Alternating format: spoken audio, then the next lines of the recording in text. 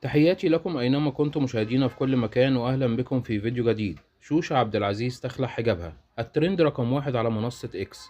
شوشة عبد العزيز صانعة محتوى تحمل الجنسية السعودية، واسمها الحقيقي عائشة عبد العزيز.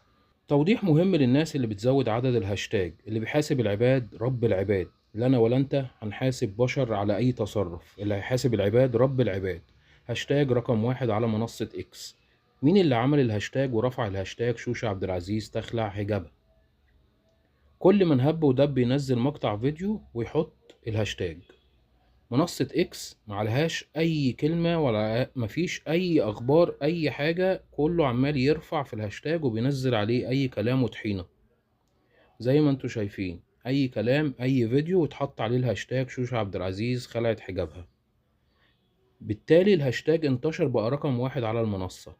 يا جماعة، اللي بيحاسب العباد رب العباد، مش أنا ولا أنت.